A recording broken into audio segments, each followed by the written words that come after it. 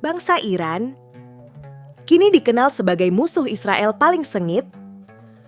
Dulunya adalah tangan Tuhan yang membebaskan Israel dari penawanan, bahwa dari keturunan Yafet anak Nuh lahir kerajaan raksasa yang di satu titik mengguncang seluruh Alkitab. Iran hari ini dikenal dengan bom, ayatollah, dan nuklir. Tapi Alkitab mengenalnya dengan nama lain, Elam, Babel, Persia. Di tanah inilah umat manusia pertama kali membangun kota. Disinilah Menara Babel didirikan, tempat Tuhan mengacaukan bahasa dan menyebarkan bangsa-bangsa. Disinilah juga Koresh muncul, raja kafir, yang disebut Tuhan sendiri sebagai yang diurapiku. Ini bukan kisah politik modern. Ini tentang akar terdalam dari sebuah bangsa yang dulu pembebas, kini jadi ancaman. Jadi, siapa sebenarnya bangsa Iran? Apakah mereka benar-benar keturunan Yafet, cucu Nuh? Bagaimana bisa mereka jadi penguasa Babel, lalu membentuk media Persia? Dan yang paling menegangkan, apakah mereka akan muncul kembali dalam nubuat akhir zaman? Duduk tenang, karena yang akan kamu dengar bukan sekadar sejarah, tapi naskah surgawi yang sedang berjalan lewat sebuah bangsa yang sering kita pandang dengan curiga. Dan mungkin Tuhan masih bekerja lewat mereka. Untuk memahami siapa bangsa Iran, kita harus kembali ke pasca banjir besar.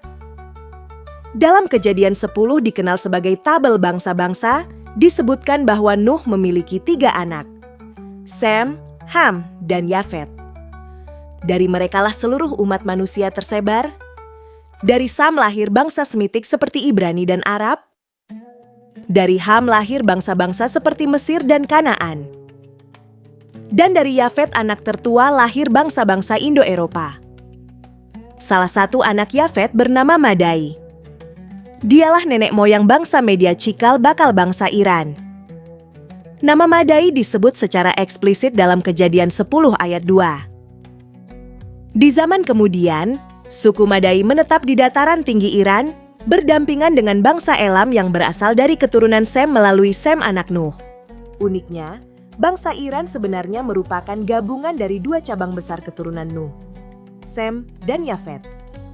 Bangsa Elam, Semitik, menempati wilayah barat daya Iran, sementara bangsa Madai, Yafetik, menempati bagian tengah dan utara. Bangsa Media kelak bergabung dengan bangsa Persia, yang juga berasal dari rumpun Indo-Iranian dan membentuk kekuatan besar yang menumbangkan Babel. Namun sebelum itu, wilayah ini sudah dihuni berbagai bangsa kuno sejak ribuan tahun sebelum Masehi. Susa, Elam, dan bangsa Gutia.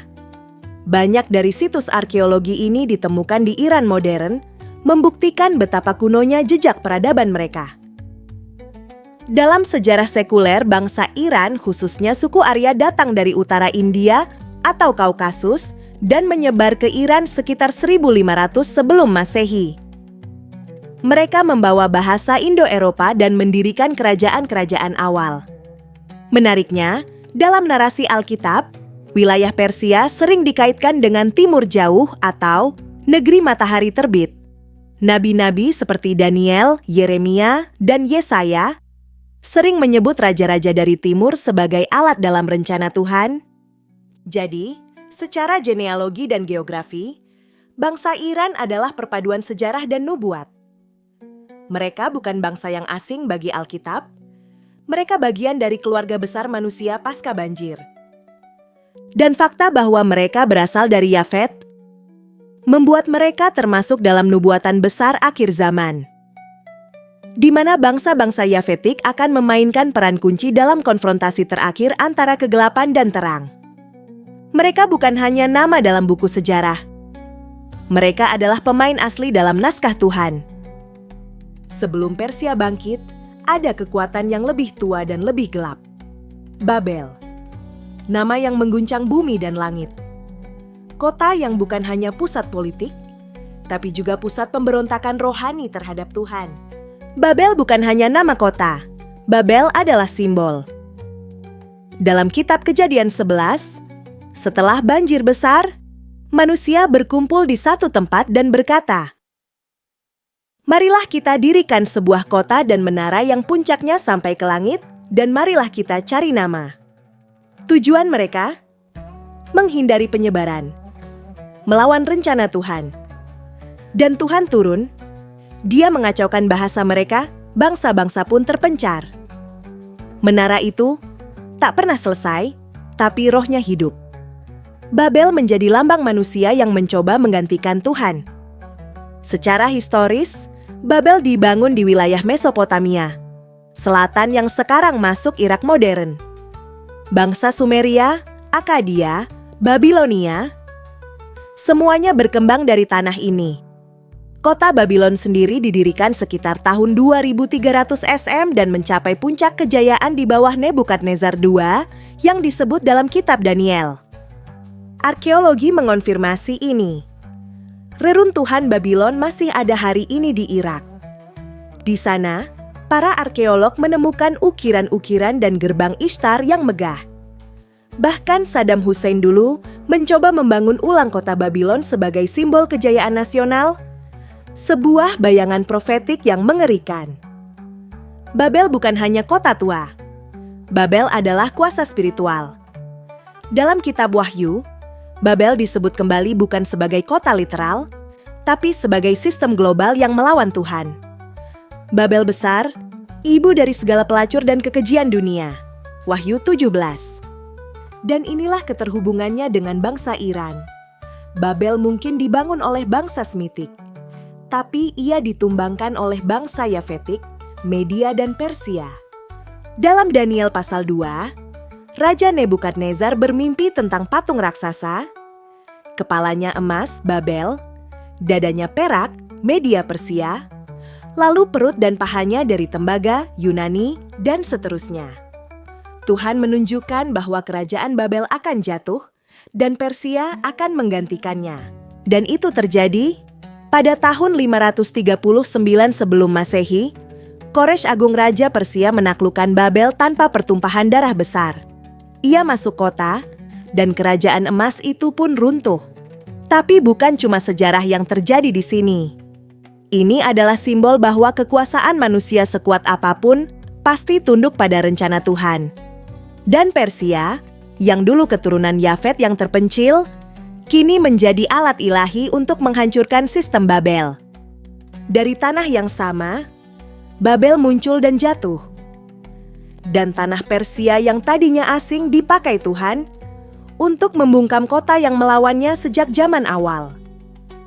Bangsa Iran dalam sejarahnya telah menjadi baik simbol kehancuran maupun pembebasan. Dari Babel ke Persia, mereka tak pernah jauh dari naskah besar surga. Ketika Babel jatuh, kekosongan kekuasaan tak bertahan lama. Bangsa Media dan Persia, dua kekuatan yang sebelumnya hanya dikenal sebagai kerajaan pinggiran, bersatu dan membentuk kekaisaran baru yang akan mengubah dunia, Kekaisaran Media Persia. Persia berasal dari suku Arya yang masuk ke Iran dari utara. Suku ini membaur dengan bangsa Madai, keturunan langsung dari Madai anak Yafet. Koalisi ini menjadi mesin militer dan administrasi yang tak tertandingi pada masanya. Tokoh paling ikonik dari Persia adalah Koresh Agung Cyrus the Great. Ia adalah seorang penakluk visioner, pemimpin strategis, dan secara mengejutkan, seorang alat dalam rencana Tuhan. Kitab Yesaya menubuatkan Koresh lebih dari 100 tahun sebelum ia lahir. Dalam Yesaya 45:1, Tuhan menyebut Koresh sebagai yang diurapiku, sebuah gelar yang hampir tidak pernah diberikan kepada raja non-Israel. Beginilah firman Tuhan kepada Koresh, yang diurapiku, yang tangan kanannya kupegang, untuk menundukkan bangsa-bangsa di hadapannya. Yesaya 45:1. Lebih mengejutkan lagi, Koresh bukan penyembah Yeshweh, tapi dia mengenali otoritas Tuhan Israel dan tunduk pada kehendaknya. Setelah menaklukkan Babel pada 539 SM, Koresh tidak membakar kota itu seperti penguasa barbar. Ia justru mengeluarkan sebuah dekrit monumental. Bangsa Israel yang ditawan sejak zaman Nebukadnezar boleh pulang ke Yerusalem. Bait suci yang hancur boleh dibangun kembali.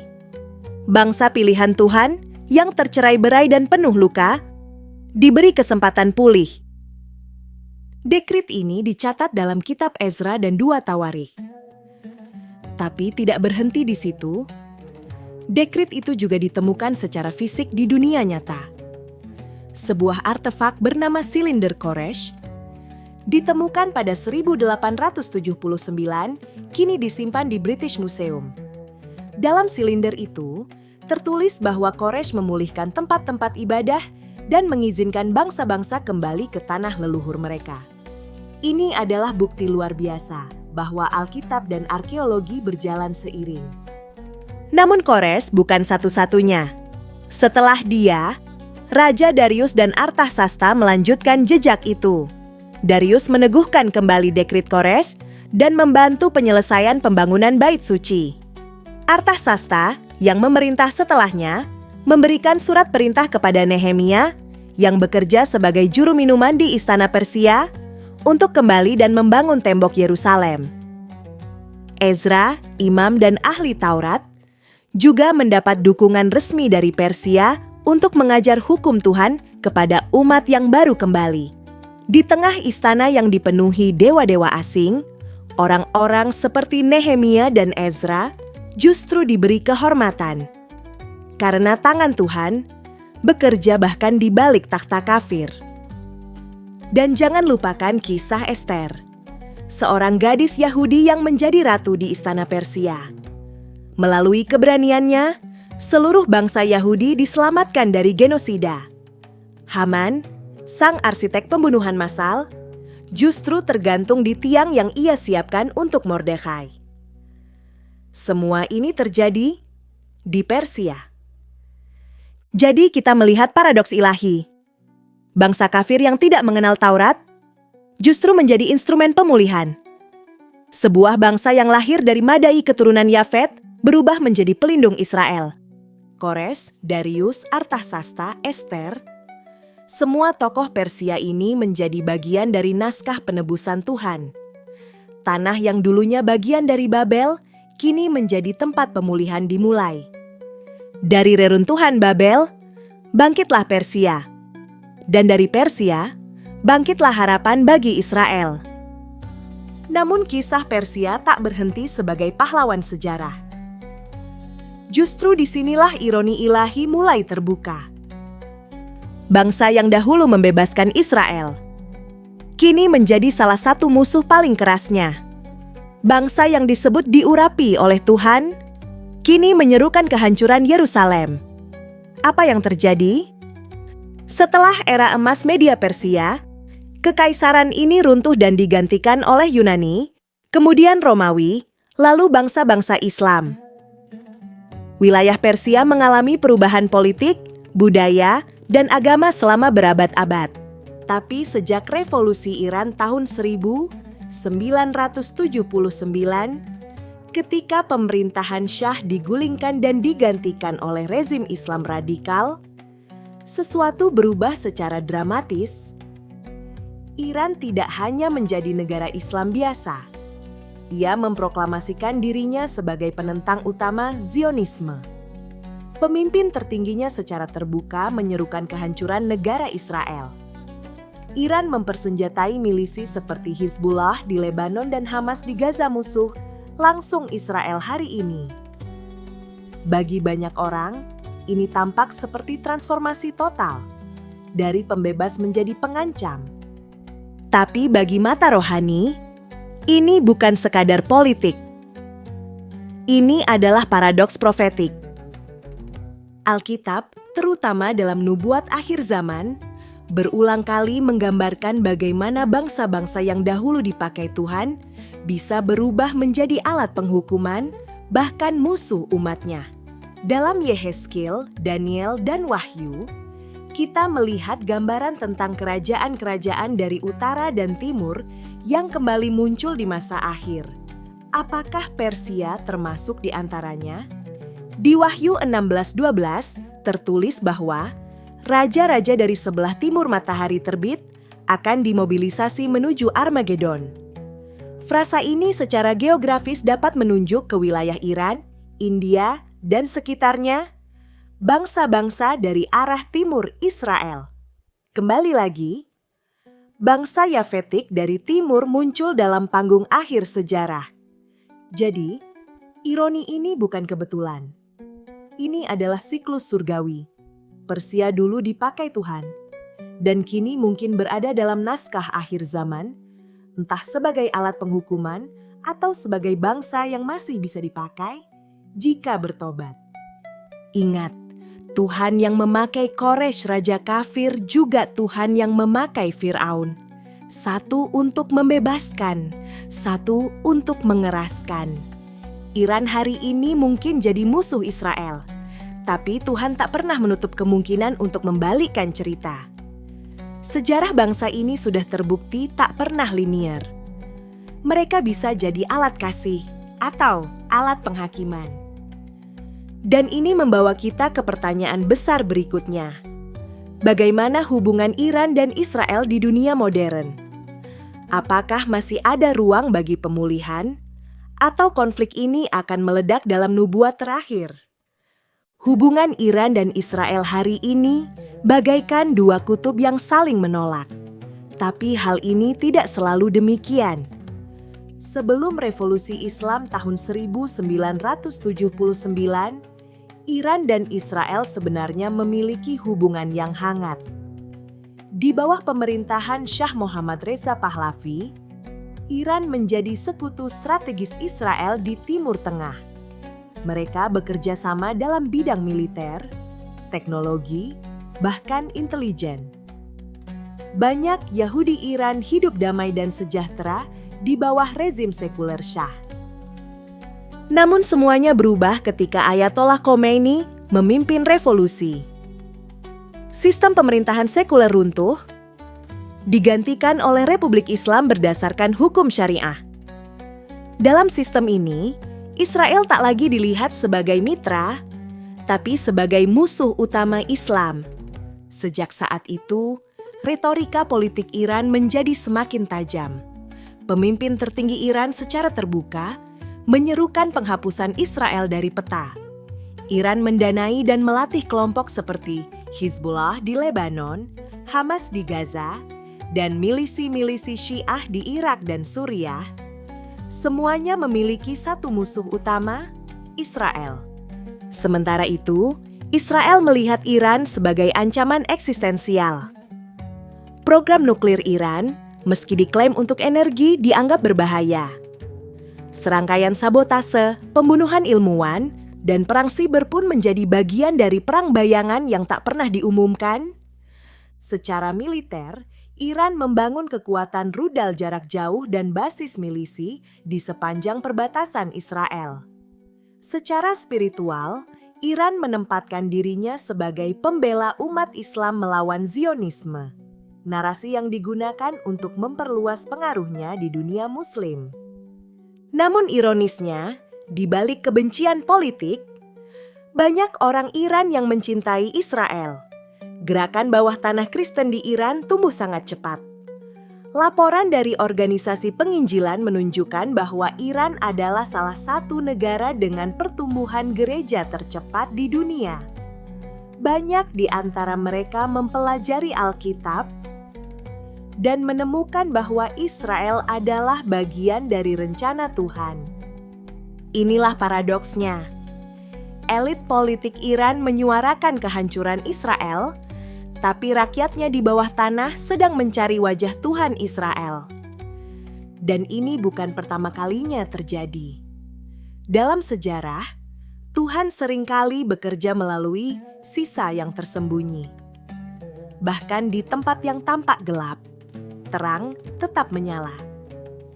Iran modern mungkin sedang memainkan peran geopolitik yang menegangkan, tapi naskah surgawi belum selesai. Dan mungkin seperti dahulu, Tuhan masih menulis sesuatu lewat bangsa ini. Melihat semua ini dari akar Yafetik bangsa Iran, kejayaan Persia dalam sejarah Alkitab, hingga permusuhan hari ini muncul satu pertanyaan besar.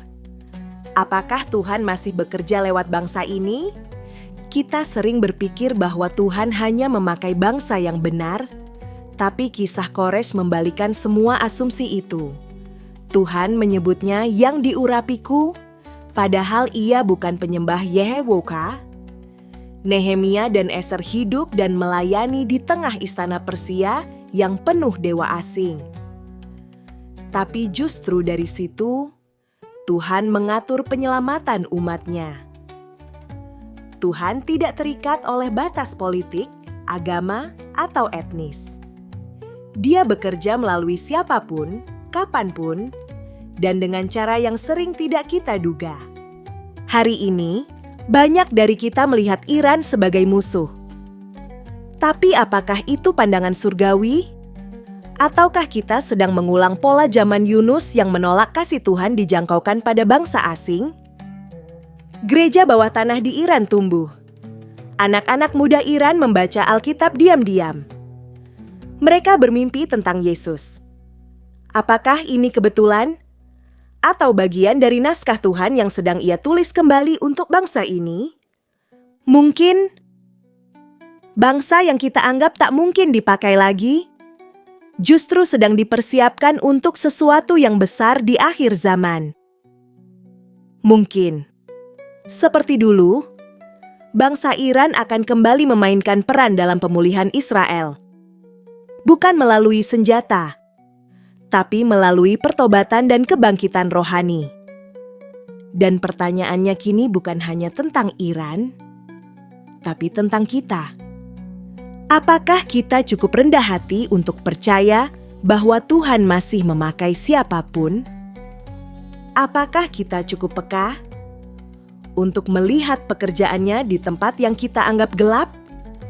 Bangsa Iran, keturunan Yafet, pewaris Babel, penakluk Babel, pelindung Israel, musuh Israel. Begitu kompleks, begitu profetik. Tapi kisah ini belum selesai. Tuhan belum menutup buku sejarah bangsa ini. Dan mungkin, di balik retorika perang, di balik rudal dan propaganda, ada naskah surgawi yang sedang kembali ditulis. Lewat generasi baru Iran yang haus akan kebenaran. Menurut kamu, apakah Tuhan masih memakai bangsa Iran di akhir zaman? Apakah musuh bisa berubah jadi alat kasih? Tulis pendapatmu di komentar. Dan kalau video ini memberkati kamu, jangan lupa like, subscribe, dan bagikan ke temanmu.